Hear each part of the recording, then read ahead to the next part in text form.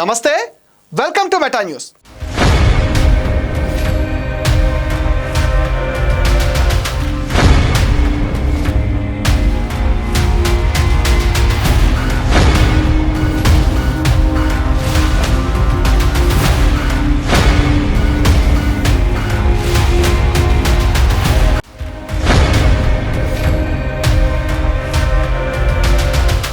శ్రీవారి పరకామణి చోరీ కేసులో కీలక పరిణామాలైతే తప్పేలాలేవు.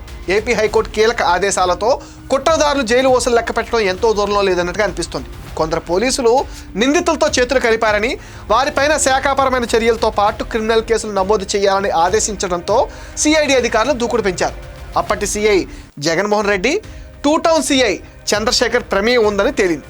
నిందితుడు రవికుమార్ ఆస్తులు పరిశీలించిన ఎస్ఐ లక్ష్మీరెడ్డికి కూడా కేసులో ప్రమేయం ఉందని చెప్తున్నారు. ఇప్పటికే ఈ ముగ్గురిని వీఆర్కు పంపింది పోలీస్ శాఖ. హైకోర్టు తాజా ఆదేశంతో ముగ్గురిపైన క్రిమినల్ కేసులు నమోదు చేయనుంది ఏపీ సిఐడి. ఈ కేసుకు సంబంధించి కొన్ని పత్రాలు తారుమారు చేశారనే అభియోగాలు ఎదుర్కొంటున్న వన్ టౌన్ సిఐ విజయ్ కుమార్పై కూడా కేసు పెట్టనున్నారని తెలుస్తుంది. రాబోయే రోజుల్లో మరిన్ని అరెస్టులు తప్పవని అంటున్నారు. పరకామణిలో జరిగిన చోరీ కేసుకు సంబంధించి నిందితుడు రవికుమార్ మరికొందరితో కుమ్మక్కైన పోలీస్ అధికారుల్ని అరెస్ట్ చేసేందుకు రంగం సిద్ధమవుతుంది. ఈ కేసును బలహీనపరచడంలో కుట్రదారులైన పోలీస్ అధికారులు ఎవరెవరనేది ప్రస్తుతం పెద్ద చర్చనీయాంశంగా మారింది. నిందితుడు రవికుమార్ మరికొంతమందితో అప్పట్లో పనిచేసిన పలువురు పోలీస్ అధికారులు కుమ్మక్కయ్యారనేది సిఐడి నివేదికలో వెల్లడైంది. ఈ కేసును బలహీనపరచడంలో కుట్రదారులైన పోలీస్ అధికారులపైన క్రమశిక్షణా చర్యలు తీసుకోవటం ఖాయమైంది. ఇంతకీ ఆ పోలీస్ అధికారులు ఎవరనే చర్చ జరుగుతుంది. లోక్ అదాలత్తో ఈ కేసు రాజీ మినహా ఇతర అంశాల్లో చట్ట ప్రకారం ముందుకెళ్లొచ్చని సిఐడి, ఏసీబీ అధికారులు హైకోర్టుకు చెప్పడంతో ఇక జరగబోయే దర్యాప్తులో ఆయా పోలీస్ అధికారుల ప్రమేయం, పాత్రకు సంబంధించిన మరిన్ని వివరాలు వెలుగులోకి రానున్నాయి. పరకామణిలో చోరీ, ఆ కేసు రాజీ జరిగిన సమయంలో కీలక స్థానాల్లో ఉన్న పోలీస్ అధికారుల ప్రమేయంపై తీవ్ర ఆరోపణలు ఉన్నాయి. పరకామణిలో చోరీ జరిగిన సమయంలో తిరుమల వన్ టౌన్ సిఐగా జగన్మోహన్ రెడ్డి విధులు నిర్వహించారు. చోరీ కేసులో నేర తీవ్రత తగ్గించేలా సెక్షన్ పెట్టించారు. ఎఫ్ఐఆర్లోనూ కనీస వివరాలు పొందుపరచకుండా కేసు నమోదు చేయించారనే ఆరోపణలు ఉన్నాయి. దర్యాప్తును ముందుకు సాగడం లేదు. ఈ కేసును లోక్ అదాలత్తో రాజీ చేసుకునేలా చేయడంలో కీలకంగా వ్యవహరించారని జగన్మోహన్ రెడ్డి పైన ఆరోపణలు ఉన్నాయి. ఫిర్యాదుదారుపైన ఒత్తిడి తీసుకొచ్చారు.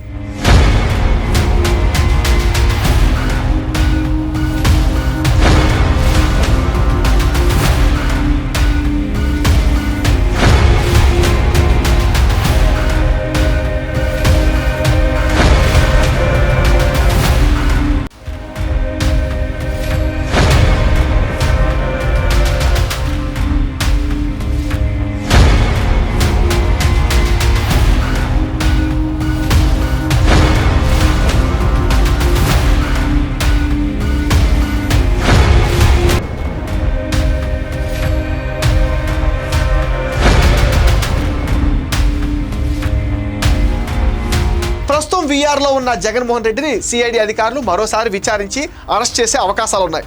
ఈ కేసులో అప్పటి Tirupati two town CI Chandrasekhar పేరు ప్రముఖంగా వినిపిస్తుంది.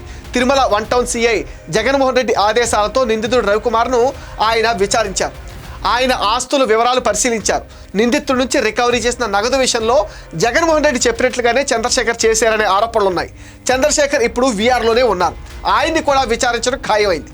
వీరిద్దరితో పాటు అప్పటి తిరుమల వన్ టౌన్ ఎస్ఐ రామలక్ష్మీరెడ్డి పైన ఆరోపణలు ఉన్నాయి. ఎస్ఐ రామలక్ష్మీరెడ్డి విధి నిర్వహణలో నిర్లక్ష్యం వహించారు. కీలక నిందితుడు రవికుమార్ను అరెస్ట్ చేయకుండా సిఆర్పిసి 41A నోటీసులు ఇచ్చి సరిపెట్టారు. తర్వాత కొందరి ఒత్తిళ్లకు తలొగ్గి కేసు రాజీ చేయించారనే ఆరోపణలున్నాయి. ప్రధాన నిందితుడు, అతని కుటుంబ సభ్యులతో రామలక్ష్మీరెడ్డికి సన్నిహిత సంబంధాలు ఉన్నట్టుగా సిఐడి ఇప్పటికే గుర్తించింది. ఆయన కూడా వీఆర్లోనే ఉన్నారు. ఈ కేసులో ప్రస్తుతం తూర్పుగోదావరి ఎస్పీగా ఉన్న అప్పటి టీటీడీ సివిఎస్ఓ డి నరసింహకిషోర్ కూడా ఈ జాబితాలో ఉన్నారు. ఈ కేసులో సిఐడి ఆయన్ను ఇటీవల విచారించింది. మీకు తెలియకుండానే ఏవిఎస్ఓ స్థాయి అధికారి రాజీ చేసుకోగలరా? లోక్ అదాలత్లో కేసు రాజీ చేసుకునేలా అప్పటి ఏవిఎస్ఓ సతీష్ కుమార్పై మీరు ఒత్తిడి తీసుకొచ్చారా? ఎవరి ఆదేశాల మేరకు ఒత్తిడి తెచ్చారు? పరకామణిలో చోరీ జరిగిన రోజు విధుల్లో ఉన్నవారు ఎవరు? వారిలో ఎంతమందిని విచారించారు? విజిలెన్స్ ఇన్స్పెక్టర్ ఏం తేల్చారు? మీ దర్యాప్తులో ఏం తేలింది? నిందితుడికి ఎన్ని ఆస్తులున్నాయి? కేసు ఎలా అంత త్వరగా మూసేశారనే అంశాలను డి నరసింహకిషోర్ను సిఐడి ఆరా తీసింది. అప్పటి తిరుపతి ఎస్పీ ప్రస్తుతం సిఐడి ఎస్పీగా ఉన్న పరమేశ్వర్ రెడ్డి పేరు ప్రముఖంగా వినిపిస్తుంది. పరకామణి చోరీ కేసు దర్యాప్తు ముందుకు సాగకుండా చేయటంలోనూ ఆ తర్వాత కేసు రాజీలోనూ పరమేశ్వర్ రెడ్డి కుట్రపూరితంగా వ్యవహరించారనే ఆరోపణలు ఉన్నాయి. మరికొందరు ముఖ్య నాయకుల ఆదేశాలతో ఆయన తెరవెనక చక్రం తిప్పారనే ఫిర్యాదులున్నాయి.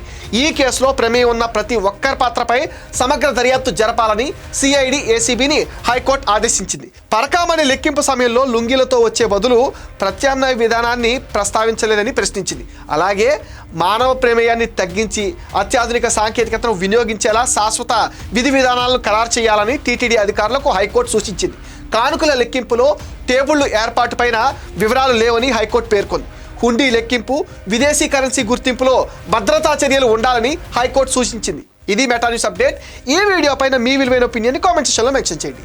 మీరు ఇచ్చే కామెంట్స్తో మరిన్ని ఇంట్రెస్టింగ్ వీడియోస్ మీకు అందిస్తాం. Please support meta news. Please subscribe meta news.